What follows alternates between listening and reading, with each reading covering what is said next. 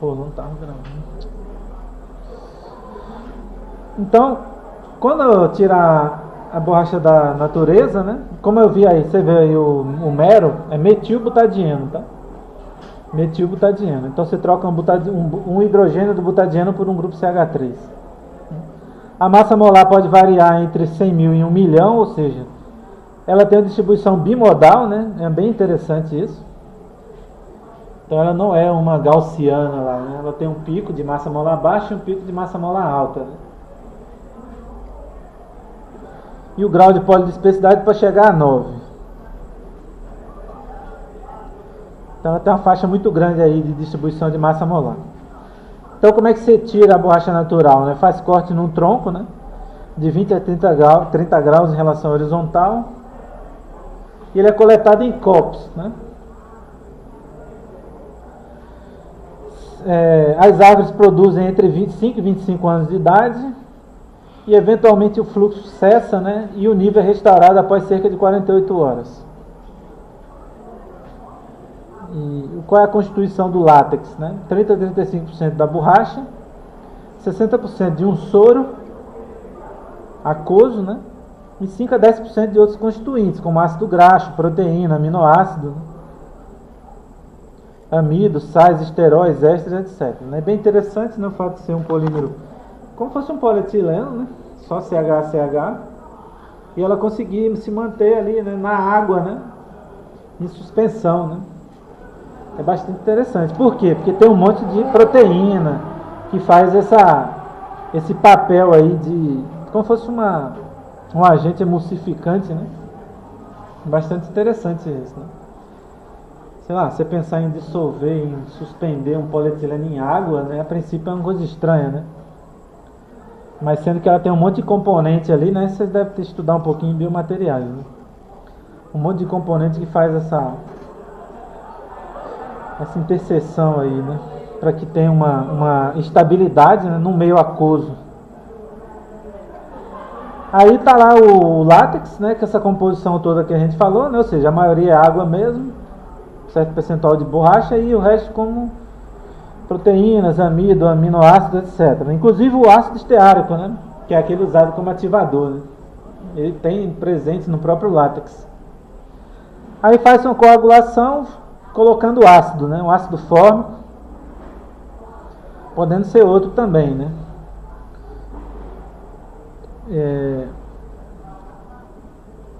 E depois, né, faz uma lavagem nesse sólido rico em borracha e transforma em chapa ou pedaço, né? Em secagem ao ar ou em um smoke house, né? Muito comum nesse tipo de tratamento aí, né? Coloca numa casa lá cheia de fumaça, em 60 graus, né? Produzir chapa de borracha fumada, que fala, né? Ou defumada também, pode chamar assim. É muito comum chamar fumada, mas faz o processo de defumação aí. E aí é muito, sei lá, às vezes os caras fazem como se fosse um processo, colocam tanques, né? Tanques extensos de látex e coloca esse ácido e ele decanta lá, né? Como se fosse para fabricação de queijo, né? De coalhar queijo, né? Não sei se vocês já viram. É um processo bem semelhante. Aí, ou seja, a água lá no leite e o sólido, que é um polímero mesmo, né? O polímero lá do leite, eles ficam lá na forma de suspensão. Você coloca lá um coalho, como o pessoal chama, e ele coagula, né? E aí você faz o queijo. É bem parecido aqui, né? Ele faz uma coagulação bem semelhante. E aí os caras podem passar em moinhos, etc, né? Normalmente eles fazem isso, passagem em moinhos, muito comum. Para tentar dar um formato ali, né? E depois pode ser o formato de uma chapa e eles colocam nessa casa aí, smokehouse, não sendo obrigado a fazer isso. Eles falam que dá uma qualidade boa, né, nesse material, né, nessa chapa que passa por esse processo, né? Não sei de onde deriva essa questão de colocar a fumaça, né? Eu tenho a impressão que são de outros processos, né? Eles meio que aplicaram de outros processos, como se faz com carne também, né? E eles falam que dá uma proteção, né? Aumenta a proteção, a capacidade de resistir à oxidação da borracha quando ela passa por esse processo aí. O material tem 93% de borracha, 0,5% de umidade, 3% de material extraível em acetona. esteróis, éster, ácido graxo, 3% de proteína, 0,5% de cinza. Pode ter presença de gel, né? Normalmente eles chamam isso de nervos, né? Na borracha natural. E ele sempre tem isso como dificultador de processamento, né? A presença desses nervos aí. Pode pensar isso como um material que reticulou, né? E aí fica meio difícil de processar. Mas a ação de mastigação tende a reduzir essas nervuras aí. O que mais que eu poderia falar? É bom ver essas partes aí em vídeos, tá? No YouTube tem bastante dos caras, normalmente lá na Ásia, né? Eles pegando essa borracha desde o processo, né? Dela líquida, passando por moinhos, né? Até... E aí tem várias possibilidades, como eu falei. Tem processos bem industriais mesmo, processos grandes, com processos quase de uma pessoa apenas, né? Com moinhos bem simples, né? O cara fica passando a borracha lá e formando chapas, né? Então você vê que tem empresas de grande porte como empresas de pequeno porte. Normalmente casas de fumada, às vezes são umas senhoras lá, né? Jogando lenha lá embaixo. Tem várias possibilidades aí de trabalhar isso aí, tá? Então, além do látex, né? Outros produtos extraídos são resíduos coagulados do copo, ou seja, nada disso é perdido, né?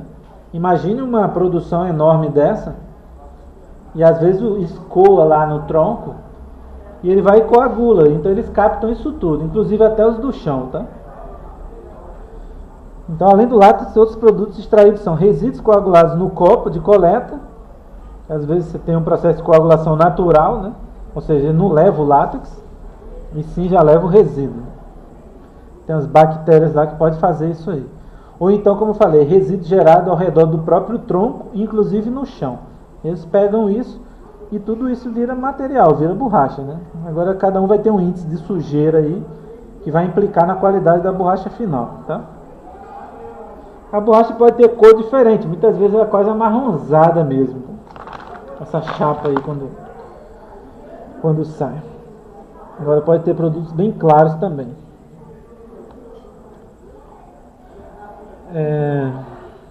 Então, produtos e grades de borracha natural. Então pode ter chapa, crepe, né? Chapa de borracha especificada tecnicamente, bloco de borracha especificado tecnicamente, látex concentrado estabilizado, borracha especial modificada mecanicamente ou quimicamente. Então, isso aí quer dizer os formatos que a borracha natural é vendida, né? Então, se você observar, por exemplo, quando fala especificada tecnicamente, quer dizer o quê? Os caras começaram a colocar parâmetros de qualidade aí para gerar um produto, né, de maior controle entre um lote e outro, né? Então, se você compra uma borracha hoje e vai comprar uma daqui a 6 meses, você quer usar o mesmo processo, quando você compra polímero sintético é fácil, porque lá tem os grades, tudo devidamente controlados ali, com massa molar, densidade, resistência mecânica, entre N coisas. Na borracha é difícil, porque a planta não vai produzir igualmente, né? Ela produz de acordo com a safra, lá vai mudando. E aí, se você tem um processo de controle de qualidade, né? Então você gera grades. Então você vai vender, ó, esse grade aqui tem essa qualidade, daqui a 20 anos vai ter a mesma qualidade, né? Então, você pode comprar, né, a partir do momento que são vendidos esses produtos aí, né? Então lá tem todo um controle, assim, uns parâmetros de qualidade, né? Inclusive até as bolsas que eles falam, né? Bolsa de polietileno. E eles usam a bolsa dentro do próprio bâmbaro, eles nem tiram. Ela vai e mistura dentro lá do equipamento, né? Eles nem tiram para processar, ou seja, o polietileno usado lá, ele é incorporado na própria borracha, tá? E já é pensado nisso aí, tudo para facilitar mesmo, tá? Então, quando eu falo aí borracha em bloco, especificada tecnicamente, quer dizer o quê? Cada grade lá vai ter um conjunto de propriedades que os caras fizeram toda uma caracterização, tá? Isso aí é para melhorar, né, o processo de qualidade e você poder ter uma repetibilidade entre um produto e outro. Propriedades importantes: viscosidade, né, que é a viscosidade imune, você já conhece aí do trabalho, né? Exudação de ácido graxo e a compliance. É só alguns para citar aí, né? Compliance é o inverso do módulo, né? É o inverso da rigidez. Tá. É o inverso do módulo. Eu ia falar uma coisa disso, mas esqueci. É o inverso do módulo, tá? 1 sobre E. Então, como a borracha é pouco rígida, a compliância é melhor do que o módulo para se caracterizar, para usar como parâmetro. Né? Exudação de ácido graxo, aqui mais na frente acho que eu vou falar um pouquinho disso, tá? Está associada ao TEC, né? Ou seja, a grudar uma camada com outra. Então, borracha crepe é uma forma de borracha natural, caracterizada pela coloração mais branca, o que se deve à pequena quantidade de beta-caroteno, né? Que é um corante, né? Presente no látex, do qual a borracha é coagulada. Então, o produto coagulado é processado, ou seja, manipulação do látex, passagem por rolos crepadores, que eles falam, tem um formato específico, né? E arranjado em formato específico para esse tipo de borracha. A coloração se deve ao tipo de árvore. Algumas têm a característica de produzir um látex com baixa quantidade de beta-caroteno.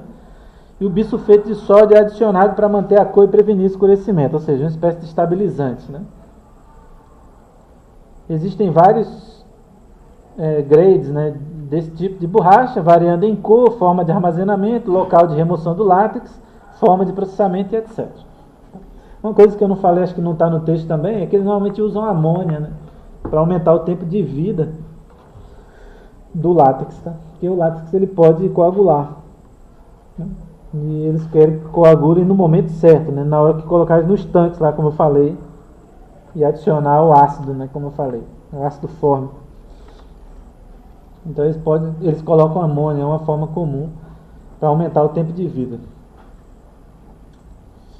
Borracha especificada tecnicamente, né? Uma forma de padronizar a borracha obtida de maneira a reduzir a heterogeneidade entre lotes vendidos. É uma classificação em diferentes tipos, de acordo com requisitos estabelecidos por norma. A classificação é baseada em parâmetros como percentual de sujeira, percentual de cinza, quantidade de nitrogênio, voláteis, cor, viscosidade imune e plasticidade. Então, os caras fazem lá um controle de qualidade daquele produto e classifica de acordo com o percentual de cada uma coisa dessa, de acordo com o grade. Né?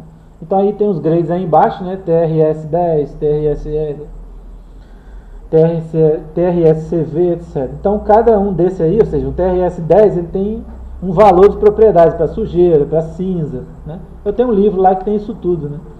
Eu não sei decorado, obviamente, aqui. Tá? Que não é o objetivo. Tá? Borracha natural estendida em óleo. Isso aí quer dizer o quê? Um grade específico que eles colocam bastante óleo, né, para objetivos específicos, como por exemplo aumentar a adesão em gelo. Tá? Então vamos lá. Borracha que proporciona aderência no gelo e atração na neve de pneus. Né? Óleos aromáticos e naftens são adicionados na quantidade de 65 pH. Você vê que é muita coisa, né? Seja ainda no látex ou já no misturador Bambara. Tal tipo de borracha aceita um teor maior de carga no processamento. Então, é um tipo específico de borracha natural vendida. Né? Assim como tem o SBR na aula passada que eu falei. Né? O SBR estendido em óleo também. Assim como eu falei do Masterbat de nego de fumo do SBR. A borracha natural desproteinizada. Ali em cima eu falei que tem um percentual de nitrogênio, por exemplo. Né? E o percentual de nitrogênio está associado às proteínas. Né? Então o látex contém proteína que permanece em parte na borracha após coagulação. Então algumas enzimas elas podem ser usadas para promover essa quebra da proteína. Em seguida faz uma lavagem e remoção do resíduo. Então a borracha fica mais insensível à água. Por quê? Porque tirou a polaridade da proteína. Né? Normalmente a borracha contém cerca de 0,4% de nitrogênio como proteína. A borracha desproteinizada contém cerca de 0,07% de nitrogênio, ou seja, dá uma baixada muito boa, né? E usa-se em luvas cirúrgicas, né, para ter para quem tem possibilidade de reação alérgica, né? Então eles usam uma borracha específica, né? Ou seja, uma borracha natural desproteinizada. E a questão do ácido graxo que eu falei ali em cima, né? O ácido esteárico é um deles, né? Que é um ativador, como a gente falou. Ele faz parte da composição da borracha natural, né? Registra-se presença do ácido esteárico, palmítico e oleico. Né? Os altos níveis vai implicar no efeito Bloom, aquela história que a gente falou, né? Migração, exudação, né? Na superfície dos compostos de borracha, preparados para a fabricação de pneus, por exemplo. Um problema é caso tente se juntar duas chapas, né? Comum em pneus, né? E uma delas tem uma quantidade grande de ácido, a aderência possa ser difícil, né? Entre uma chapa e outra, por causa do efeito Bloom, podendo causar separação das partes unidas. Excesso de ácido graxo também tende a retardar o processo de vulcanização e eles também interferem na cinética de vulcanização. Tá? Então, só uma geralzinha aí de ácido de borracha natural. Sei lá, talvez eu fale um pouco mais depois. Oi? Luva é sempre de borracha natural? Não, nem sempre. Você pode ter luva de borracha sintética de PVC plastificado, né? Mas essas luvinhas que tem aí, que eles falam de látex, é borracha natural. Umas luvinhas aí que a gente vê ali no laboratório, luvinhas claras, sei lá. Vamos falar de outra aqui.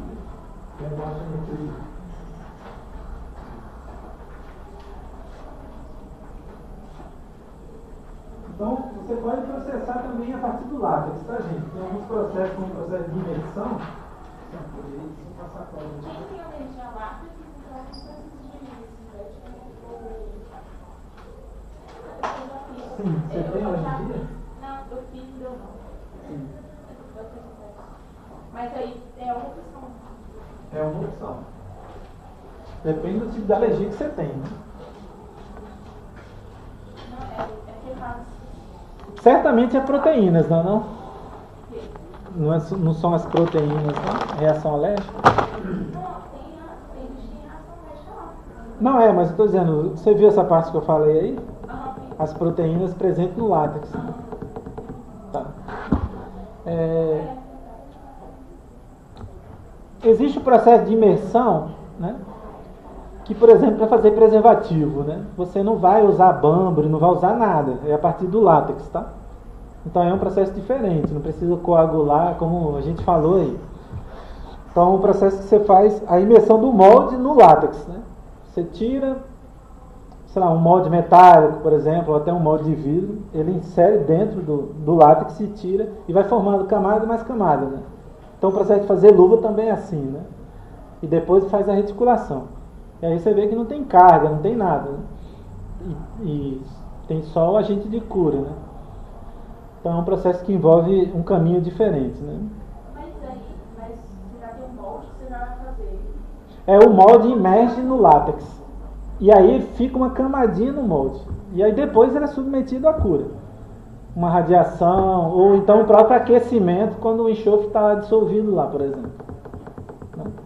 Então pode ser dessas formas aí. Então é um processo bem diferente, né? A imersão não envolve essa questão de cisalhamento, não envolve coagulação, nada. É um processo que o material deposita no molde ao ser imerso lá. Tá? Então você faz alguns produtos assim, como luvas, como eu falei. Bom, a parte de, como eu falei na aula passada, de SBR, BR, borracha nitrílica, eu me baseio mais nesse livro aqui, né? Que é borracha sintética, né? Eu tenho um outro que eu usei bastante, né? Mas eu me apeguei muito a esse livro que chegou esse ano aqui. Comprei ele não é novo, não é zerado, né? Mas é um livro muito completo, né? Eu procurei muito na internet um livro que tivesse um algo a mais, né? Em termos de estrutura e propriedades, coisa que os livros de borracha são muito fracos às vezes, né? Eles falam, mas não entram tanto em detalhe, né? Eu estava buscando algo a mais, assim. E esse livro realmente é um livro bom. Eu tinha um e-book, mas eu sempre tenho problema com e-books, não sei porquê. Não sei se vocês têm. Vocês têm problema com e-book? Rapaz, de repente não tem mais acesso, dá um problema no computador quando... E você tenta renovar. Não, para ler é ruim também, mas eu tenho um problema sério com assinatura. E eu tento fazer com a livraria lá. Já perdi dinheiro com e-book, mas vamos lá.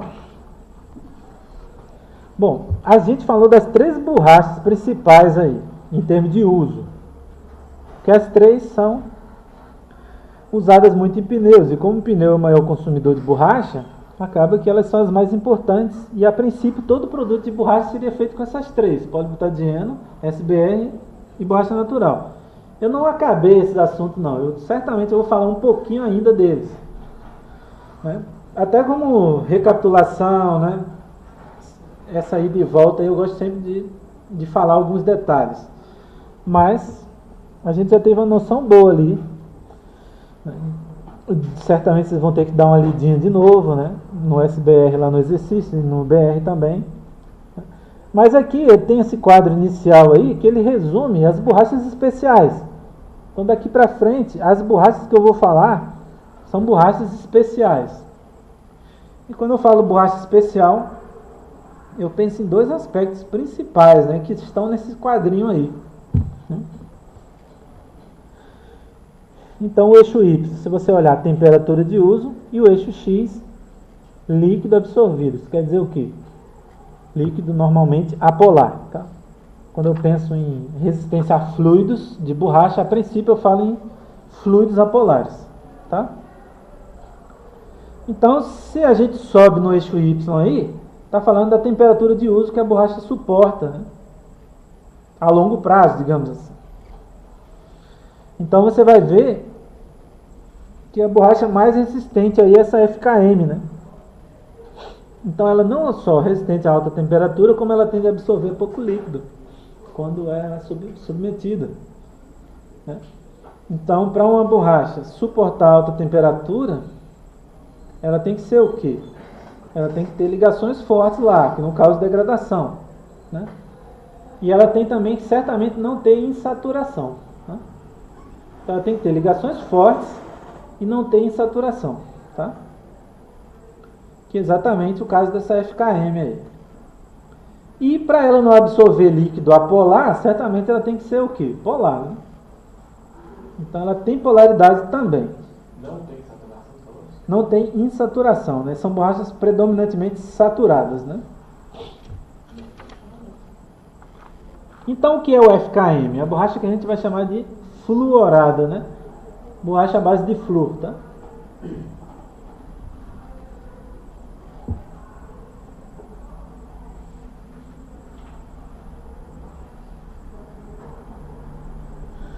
Agora, quando tem esse M aí, ó, tá vendo? Ó, ACM, EAM, FKM, CSM, tudo isso quer dizer o quê? Que a cadeia ela é metílica, tá? Isso quer dizer que a cadeia principal é toda de carbono, tá? Pessoal, só uma dúvida que ficou de ano. Por que é ruim absorver o fluido apolar? Ah, não, a questão é a seguinte: porque essas borrachas foram desenvolvidas, embora nem todas são... Qual é a borracha que tende a absorver muito líquido aí? Vamos lá. É PM, por exemplo. Então ela não é boa nisso. Mas ela é razoável quanto à temperatura de uso, né? Eu não entendo o que é essa relação de absorver. Tá, a questão é a seguinte: a gente vai pensar sempre nas borrachas em termos de melhoria as outras três. Então as outras três lá, SBR, polibutadieno e borracha natural, são borrachas predominantemente apolares. Então elas tendem a absorver muito fluido. Então, por exemplo, se você usa uma mangueira que vai carregar hidrocarboneto, você não pode usar nenhuma daquelas três. E é por isso que essas outras podem ser... Você vai buscar num quadro desse uma substituta boa para elas, tá? Então elas têm essa limitação. Então a EPM com certeza não ia ser. Mas a princípio, em termos até de cronologia, você vai tender a buscar, por exemplo, a NBR, que seria a borracha nitrílica, tá? Então a borracha nitrílica foi uma das primeiras em termos de sanar esse problema, ou seja, uma borracha que tende a absorver pouco líquido. Porém, com o tempo, o que foi aparecendo de repente nos carros? Os carros começaram a exigir temperaturas mais altas lá perto dos motores, digamos assim. E aí a borracha nitrílica passou a não atender mais. E você vai ver que com o tempo a borracha fluorada que ali tem aplicações em carros.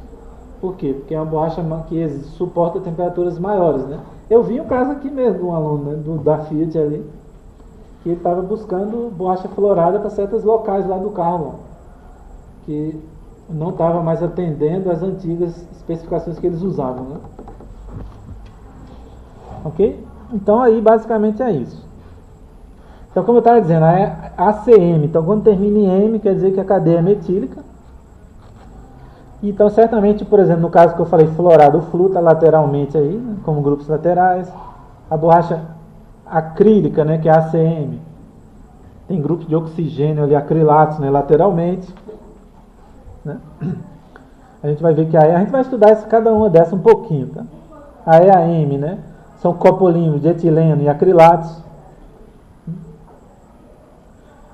Aí, no caso, quando tem o R aí, essas têm saturação, tá? Essas têm saturação. Então, é por isso que elas resistem intermediariamente, né, em termos de temperatura. Essas que estão aí, tá? Por exemplo, a CR, a borracha colorada, é clorobutadieno. A NBR é um copolímero, acrilonitrilo e butadieno. Né? Então elas têm o butadieno lá que dá uma dupla.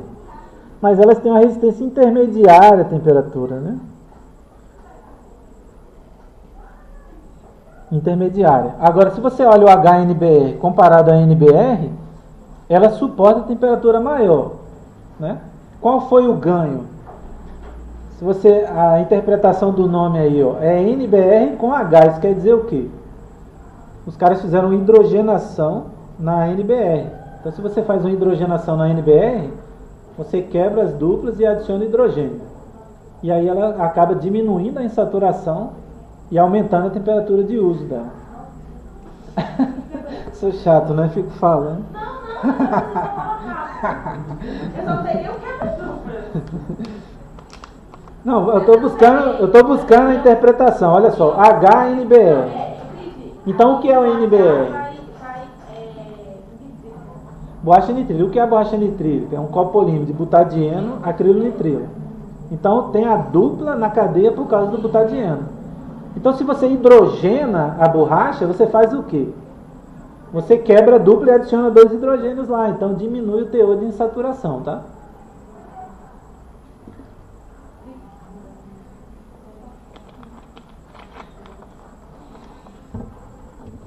E aí tem outras aí que são... A gente vai falar ao longo do tempo aí, tá? A U é de uretano, por exemplo. De poliuretano. A ECO é de epicloridrina. Poliuretano com a U é de... Qual? O AU. O AU não, é poliuretano mesmo. São as borrachas de poliuretano. O ECO e o CO são a base de epicloridrina. Uma é copolímero e a outra não. E a Q é silicone, tá? A borracha Q, que está lá em cima. O silicone suporta temperatura alta. É bem conhecido por isso. Por quê?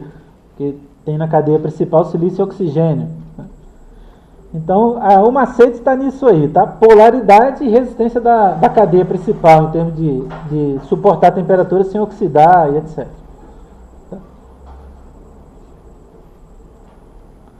Então a gente vai falar da primeira delas hoje, que é a borracha nitrílica. Né? Então o que é a borracha nitrílica? É um copolímero aleatório, né?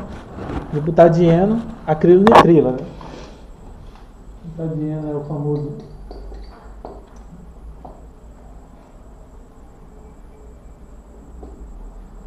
mais acrilonitrila, né? C tripla N, né? Isso aqui é o que dá polaridade, né? Então vai estar num certo percentual lá, né? De um para o outro aqui. Obviamente que aqui eu já coloquei o mero, né? Eu já quebrei a dupla ali, já.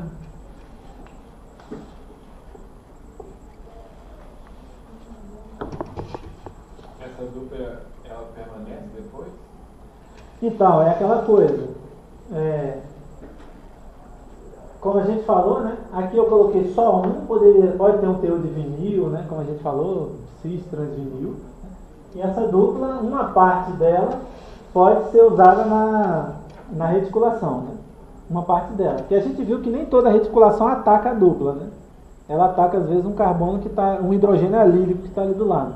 Mas uma parte a gente espera que seja consumida na reticulação. Mas vai ficar um teor razoável ali de dupla.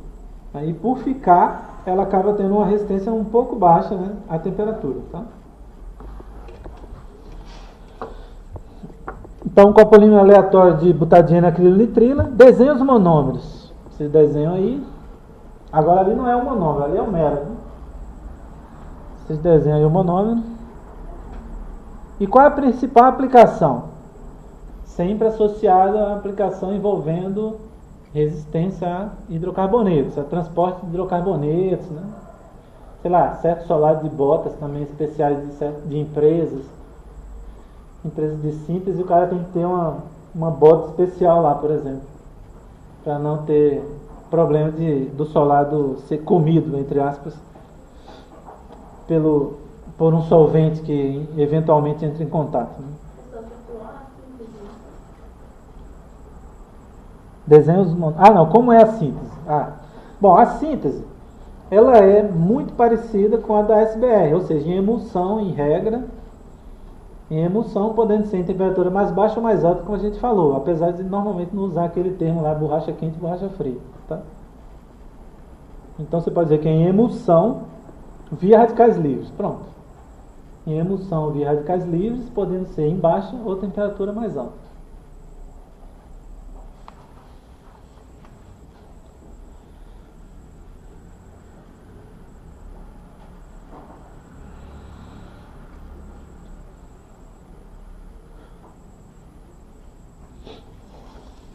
Qual a quantidade de acrilonitrilo da NBR? Bom, os caras colocam os de 10 a 50 ou de 15 a 50, tá? Então, pode botar 10 a 50 aí, fica mais largo. E é um valor grande, né? 50%, né? A gente falou da aula passada do SBR que o normal é 20 e poucos por cento ali, né? De estireno no butadieno. E aqui realmente eles usam de 10 a 50, mas o mais comum é em torno de 30 e poucos por cento, tá? De 30 a 35% é o teor mais usado de acrilonitrilo. Ao aumentar a quantidade de acrilonitrilo, o que ocorre com as propriedades a seguir? Compression set.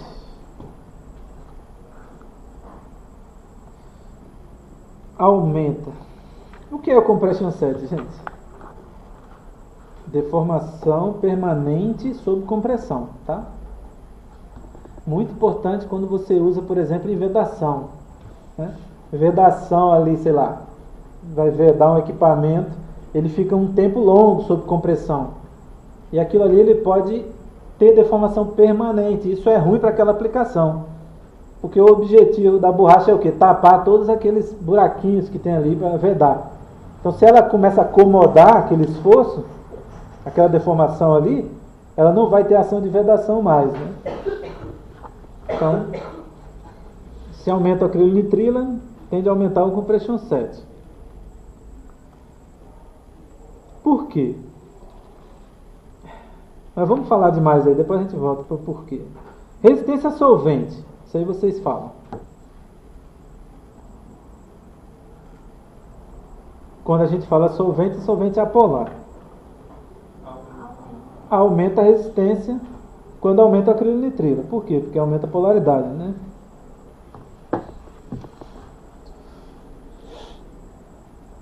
Compatibilidade com polímeros polares. Aumenta.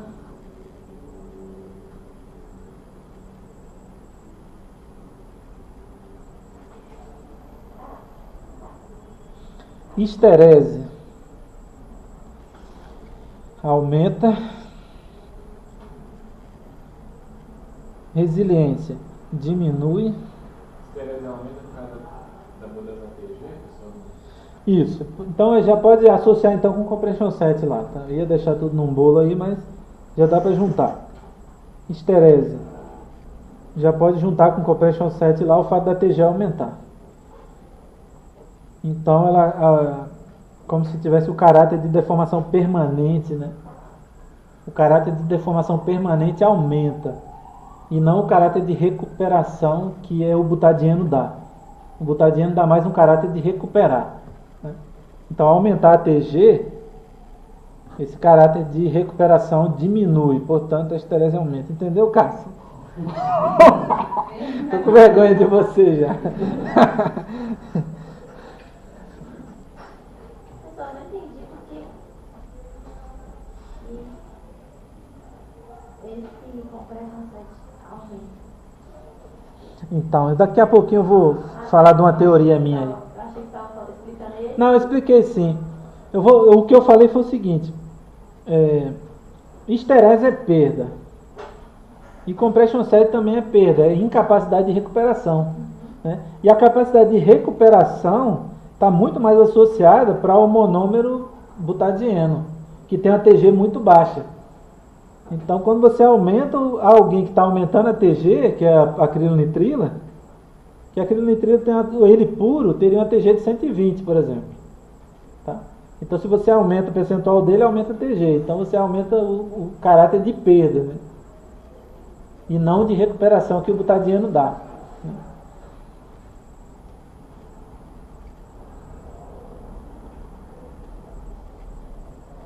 Então, resiliência aí seria o contrário, né? Resiliência é a capacidade de recuperação, né? Então a resiliência diminui. Flexibilidade em temperatura baixa. Vamos lá, são vocês que vão falar.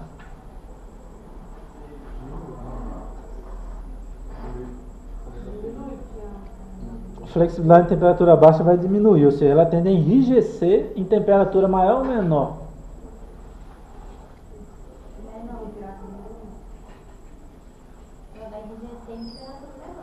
Baixando a temperatura. Vamos baixar de 50 para uma temperatura menor. Ela vai enrijecer na temperatura menor ou maior? Maior. Tá? Eu acho que vocês entenderam, mas é que vocês pensaram num caminho diferente. Tá? Ela enrijece primeiro. Normalmente você quer o que de uma borracha? Que ela mantenha a flexibilidade mesmo em temperatura muito baixa.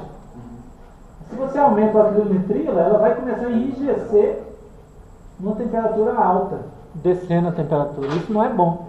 Ela vai fragilizar na temperatura alta. Você quer que ela mantenha-se deformável na temperatura baixa. Né? Então, como você aumentou a acrilonitrila, isso quer dizer o quê? O TG aumentou.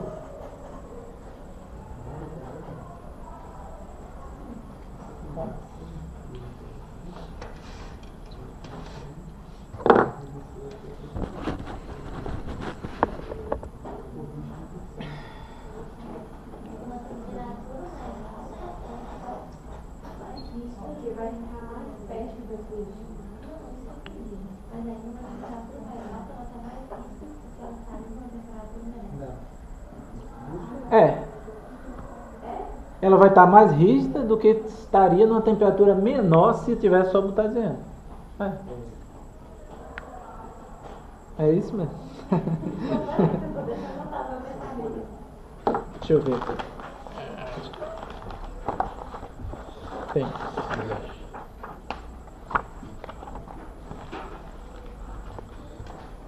Eu tenho uma coisa que eu falei na aula passada do polibutadieno, que quando ia processar, ele acabava perdendo a coerência se a temperatura aumentasse um pouco, se essa distribuição fosse larga, né?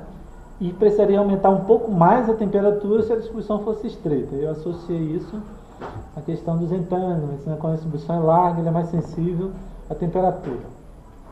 Então tem um detalhe lá que é o seguinte: aumentar a temperatura lá, ele disse que eu perdi a coerência, né? Isso quer dizer o quê? Que a TG dele é baixa demais, né? A TG dele é muito baixa. Então, se você vai processar esse material numa temperatura ambiente, então isso quer dizer o quê? Ele já atingiu a temperatura de fluxo. Então ele já atingiu a temperatura de fluxo, mas se aumentar muito, ele vai ficar muito mole mesmo. Então não vai dar para processar. Então precisa de uma temperatura um pouco baixa. Então isso quer dizer o quê? Ele está adquirindo um caráter mais de fluido ou de sólido quando aumenta a temperatura? Fluido, o caráter mais viscoso, né? De dissipar, né? Agora, se eu faço esse raciocínio dessa borracha, quando ela está reticulada, não sei se vocês vão entender isso, é a minha teoria aqui. Que eu peguei dos outros, né? Meio que adotei como minha. Se você fala na temperatura ambiente agora, ela está reticulada, e se eu penso nela numa temperatura próxima a TG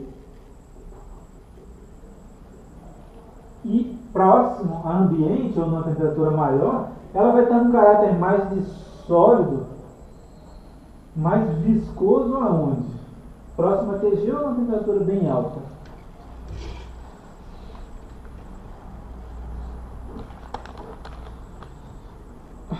É o contrário, tá? Então, se quando ela não estava reticulada, ela ficava cada vez com um caráter mais fluido, quando a temperatura aumentava, quando ela é reticulada, ela tem um caráter cada vez mais elástico quando a temperatura aumenta. Né? Qual é o caráter principal de um fluido? Não é dissipar tudo? Um fluido não armazena nada, um fluido verdadeiro, ele dissipa. Qualquer energia aplicada, ele dissipa. Né? Então, no caso aqui, à medida que a temperatura aumentava, quando ela era não reticulada, ela ia tendo esse caráter cada vez mais de dissipar, de virar fluido. Aqui não. Aqui, quando ela está reticulada, quanto mais aumenta a temperatura do ambiente, um pouco mais, como ela está reticulada, o caráter de recuperar é cada vez maior. E a capacidade de recuperar é o quê? É sólido ou de líquido? É de sólido. Né? Um sólido elástico verdadeiro recupera tudo. Então ela tem um caráter muito mais elástico e mais de sólido quando a temperatura aumenta, né? Do que quando está na temperatura baixa, que aqui ela tem um caráter muito mais de dissipar. Então é o contrário, o raciocínio. Né? E qual é a lógica para isso? Eu penso numa viscosidade segmental. Né? Se você pensar na viscosidade segmental,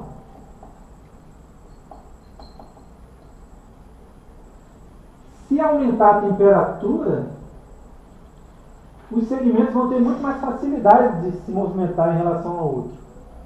Tá? Existe energia no meio para isso. Então, se eles têm uma facilidade muito grande de se movimentar em relação ao outro, por que eles não vão dissipar facilmente? E sim recuperar facilmente? Por causa de quem? Da reticulação. A reticulação não é que traz de volta? E esse trazer de volta vai ser muito mais fácil se a temperatura é maior, porque vai ter uma facilidade muito maior de movimento de um segmento em relação ao outro. Agora, se a temperatura é baixa, por que vai ter um caráter de dissipação maior? Porque os segmentos vão sempre perder um pouco em relação ao outro nesse movimento, tá? Então eles vão dissipar mais. Então você não vai ter sempre um pouco de perda. E a recuperação vai ser um pouco menor. Tá? Então aí acaba sendo um pouco diferente. Então no caso aqui, a viscosidade menor dá um caráter mais elástico. Porque a gente está apenas pensando no segmento, de um em relação ao outro. Mas o caráter elástico, né, ou seja, o trazer de volta vai ser garantido pelas reticulações. Está entendido isso? Tá? Então, se você pensar na viscosidade segmental, é um pouquinho diferente aí, quando ela está reticulada e quando ela não está reticulada, tá? É um pouco o contrário aí, tá? Então, eu acho que você consegue entender esses fenômenos aí, compression set, esterese, né? Pensando um pouco nisso aí, tá?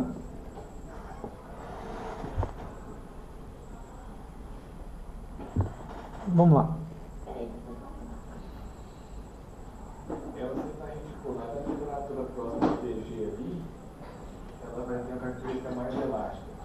Tende a ter uma característica mais elástica pelo papel dos entanglements. Porque os entanglements vão dar um caráter um pouco elastométrico. Agora, se você vai aumentando, ela atinge o fluxo e o movimento vai ser fácil e não tem quem traz de volta. Então vai ser sempre dissipando. Tá? Então ela não segura nada, ela vai tendo um caráter de fluido cada vez mais. Né? Então, a esterese, assim, você pode dizer que aumenta, mas nem faz muito sentido falar em esterese quando o material está fluido. Né? Ou seja, sem reticular nem faz muito sentido pensar nisso. Mas a gente poderia pensar sob o aspecto de dissipação, né, que a esterese aumentaria. Né? Oi. Está sempre comparando as duas, sendo reticulada ou não reticulada, com aumento de temperatura, né? Sim. Aí quando você fala que quando ela está sem articulação, aumenta a temperatura, diminui a viscosidade segmental, ou quando ela não está reticulada, não tem viscosidade segmental?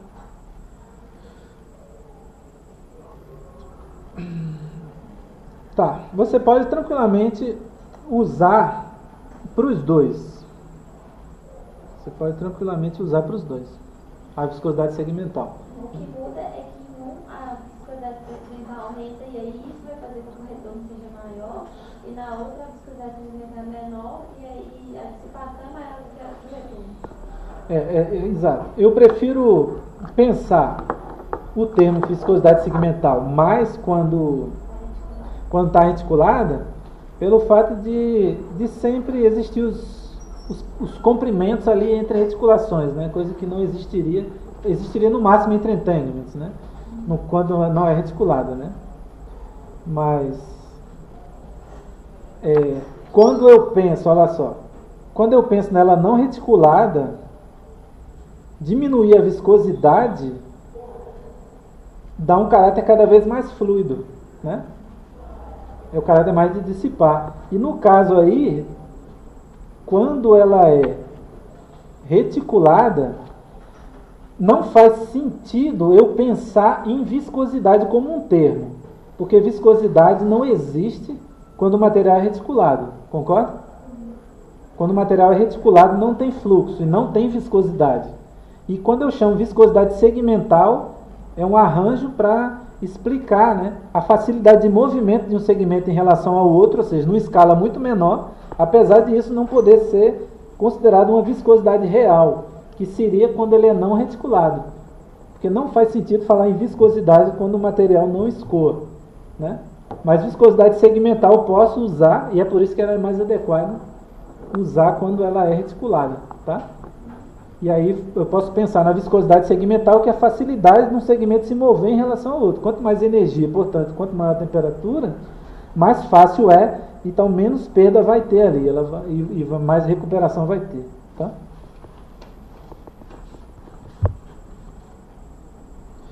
Qual a relação entre quantidade de acrilonitrilo e inchamento em, né? Aí faltou um em, né? Em solventes apolares. Aí já falou, né? Não, falou não. Falou só não, sem responder a pergunta, né? Aumentando a acrilonitrila, diminui o inchamento, né? Porque a polaridade diminui.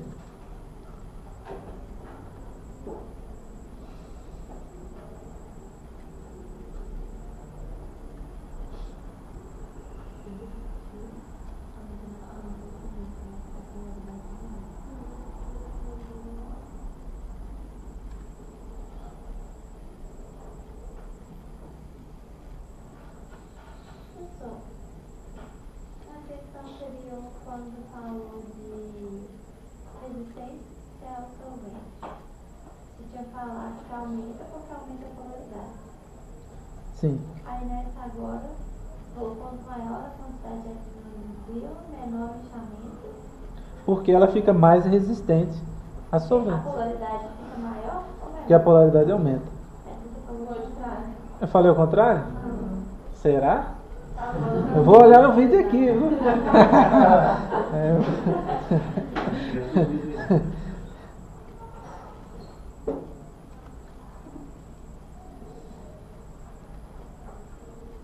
Mas às vezes eu troco mesmo. Às vezes os vídeos que eu faço lá, eu tenho que colocar uns barras de uns errinhos lá.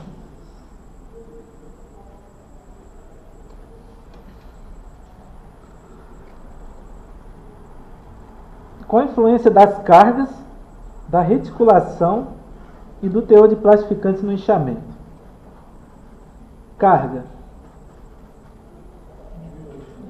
Tende a diminuir o inchamento. Eu posso pensar isso como uma espécie de quê? De barreira e até mesmo de diluição, né? Ou seja, a influência da borracha vai diminuindo, né? Dentro daquele composto ali.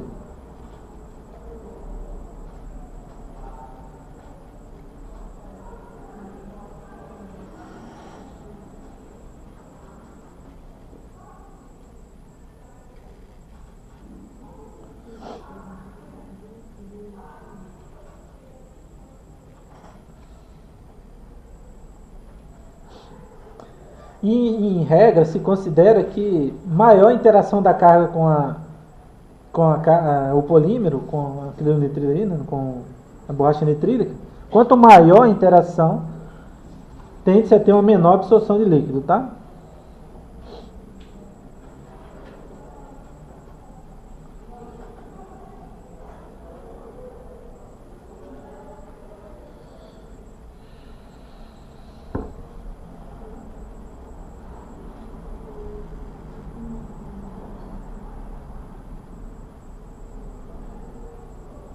Reticulação. A princípio, você poderia pensar que tende a diminuir, mas isso só seria importante se tivesse altíssimos níveis, o que não acontece nas borrachas normalmente. Então, você pode dizer que o efeito é pequeno, tá? Ou seja, o fator mais importante é realmente a presença da acrilonitrila no meio. Se a borracha tiver mais teor de acrilonitrila, mais inchamento vai ter.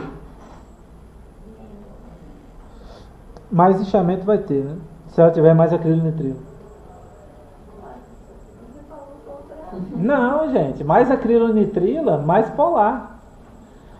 Mais polar, menos inchamento, não é isso? Ah, tá. Eu falei o contrário. Isso. Menos inchamento. Menos inchamento, porque a gente está falando de solvente apolar, né? É porque resistência está. Às vezes que eu estou confundindo resistência com inchamento, tá?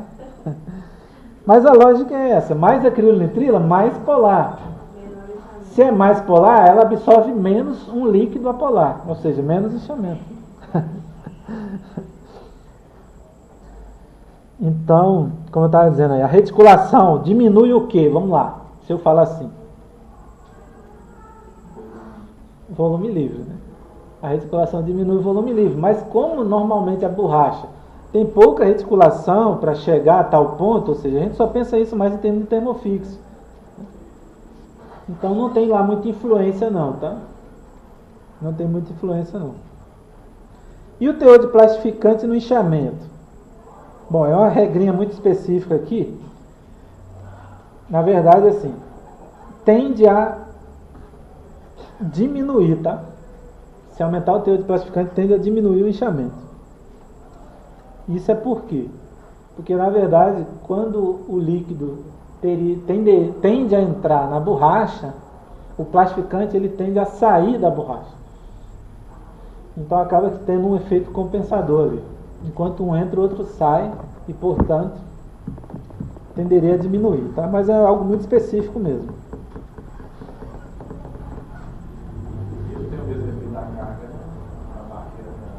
Não, aí é exudação mesmo. É saída.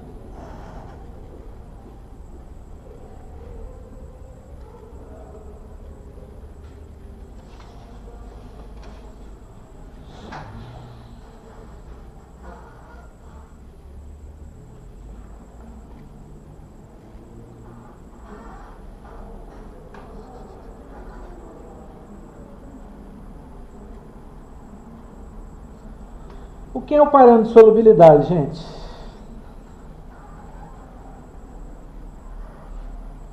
Vocês já usaram isso na vida de vocês? Usaram para quê?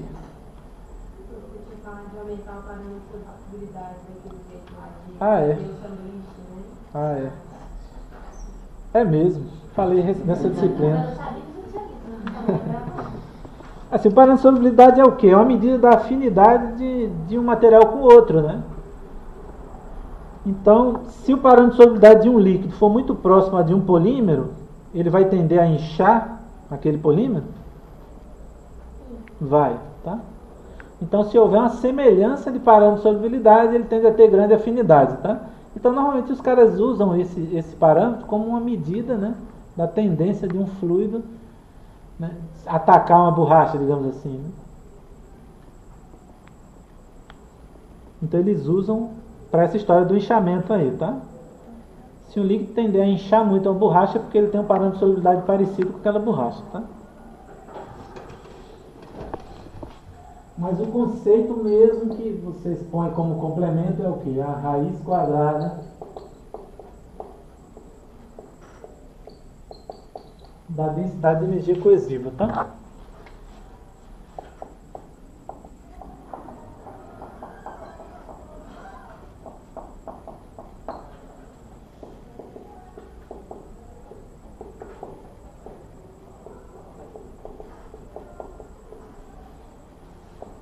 Que é igual ao quê? A energia de vaporização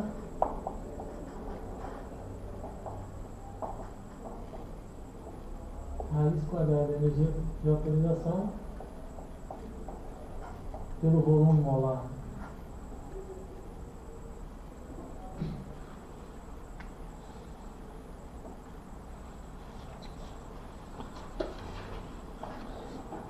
Você explica muita coisa a partir do parâmetro de solubilidade, tá?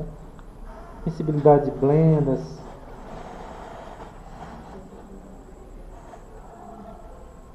Tem o parâmetro de solubilidade de Hansen, de Hildebrand, né? Tem muita coisa sobre isso aí. É muito importante esse assunto aí. Eu falo um pouco dele lá na tecnologia, né? E tem o livro do Hansen comigo, né? Todo, só tabela de parâmetro de solubilidade de líquidos e polímero, tá? Charles Hansen.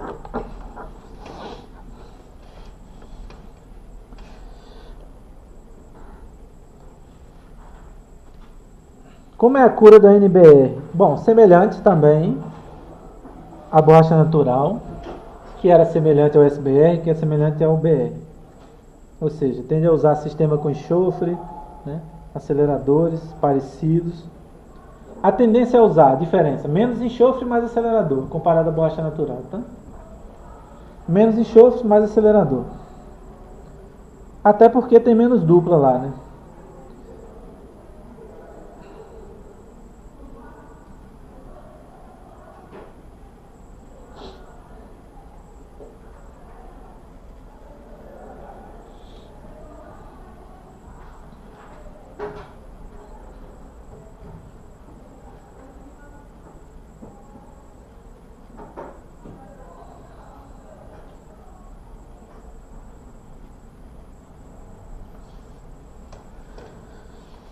Que polímero é muito usado em blenda com NBR? Bom, tem uma blendas conhecidas, né? Se for o excesso desse polímero que eu vou falar, ele atua mais como agente tenacificante, a borracha, né? Atuaria como agente tenacificante dele. Se for excesso de borracha, ele atuaria mais como um enrijecedor mesmo. O polímero, no caso, é o PVC, tá? Existe muito usado, blenda de PVC com NBR.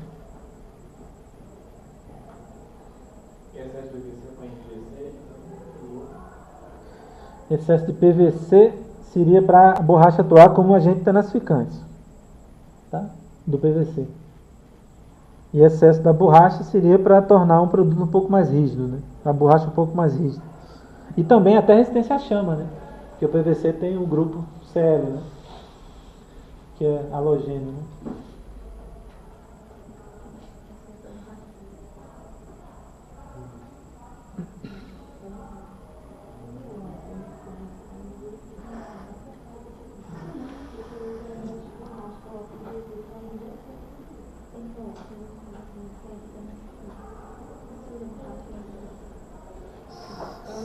Se a matriz for o PVC, a NBR estaria em menor quantidade, né?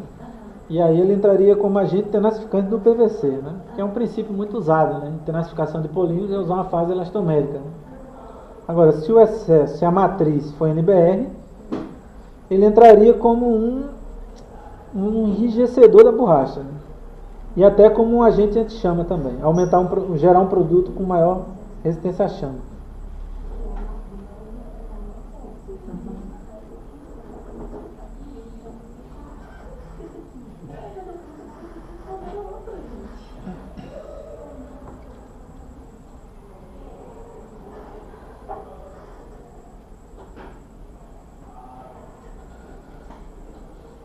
E o processamento do NBR quanto à mistura com enxofre, uso de plastificantes, mastigação e reforço. Olha só alguns detalhes, né? Mistura com enxofre tende a ser difícil, tá? Pela incompatibilidade. Então você pode gerar às vezes umas zonas na borracha, né? com excesso de enxofre, outras com pouco. E aí pode gerar zonas de sobrecura e subcura, né? Por causa da dispersão difícil, tá? Então você pode colocar aí a dispersão difícil do enxofre na borracha,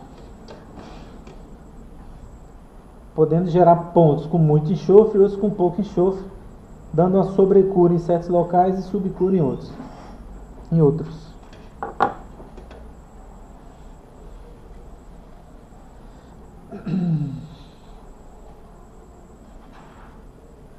Então a gente falou que quando se coloca, aumenta o acrilonitrila, tende-se a tornar uma borracha com dificuldade de usar em temperatura baixa, não foi isso?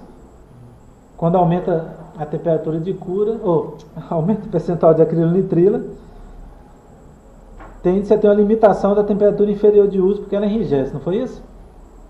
Qual é a solução para isso? Usar plastificante. Então o plastificante ele é usado mais com esse objetivo, tá? De tentar reduzir a temperatura de uso, né? Ou seja, ampliar essa faixa de temperatura de uso, assim como modificar propriedades também, né? Tornar um material mais flexível, né? Na temperatura ambiente.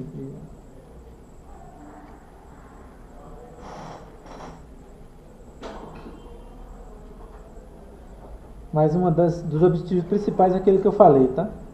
Tentar ampliar essa faixa de temperatura de uso, ou seja, poder usar em temperatura baixa sem fragilizar.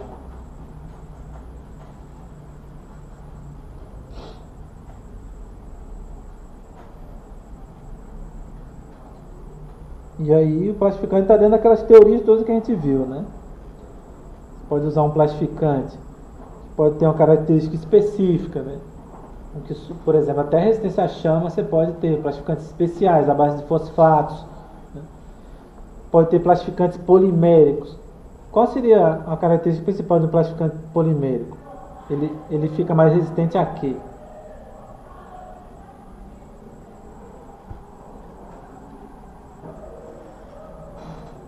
O que um plastificante tende a acontecer com ele? Existe uma possibilidade grande. Migrar. Se ele é polimérico, ele vai migrar menos, por quê? Porque é mais difícil, porque a difusão é mais fácil quando a molécula é pequena, não é isso? Então aquilo tudo vale aqui, tá? Aquilo tudo vale. E por que tende-se a usar plastificante sintético? Nesse caso é mais facilmente aceito do que numa borracha natural que tende a usar muito mais o óleo.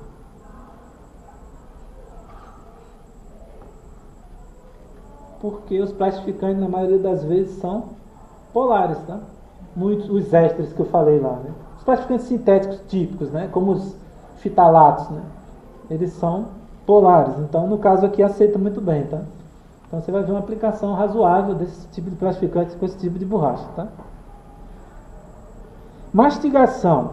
De forma geral, o que a gente pensa da mastigação de borracha sintética?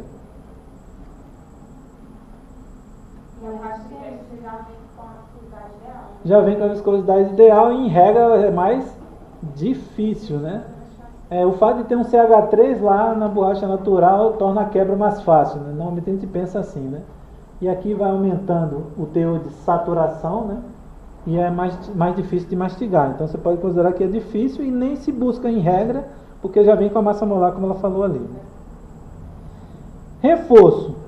Normalmente usado, tá? Normalmente usado, pode ser negro de fumo, né? Como pode ser, sei lá, em outras cargas, tecidos, né?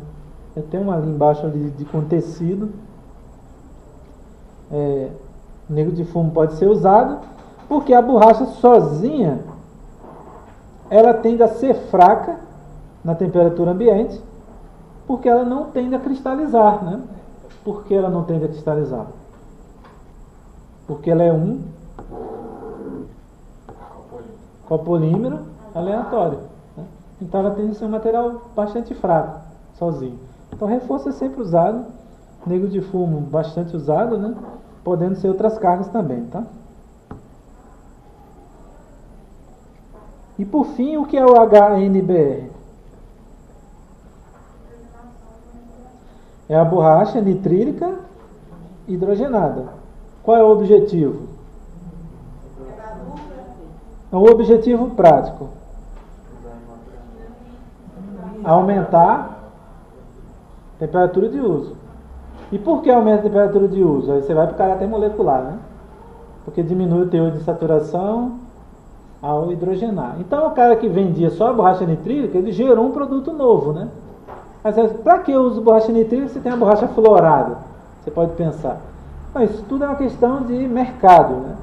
O cara que tinha borracha nitrílica, ele tentou gerar um produto que resistisse mais, e cada um vai existir de acordo com o seu objetivo, tá? Então ele faz isso depois da borracha sintetizada? Sim. Né? É um processo de hidrogenação, tá? Da borracha pronta. Diminui o teor de saturação, gera um produto novo no mercado. E aí ele vai competir com outros aí, tá? Você pode pensar que a primeira solução de uma borracha para resistir a óleo é a borracha nitrílica, tá? Você pode pensar assim. Agora outras foram sendo colocadas no mercado à medida que o tempo foi passando, né? Mas a princípio a primeira borracha e a mais usada é a borracha nitrílica, tá? Então por hoje é isso aí.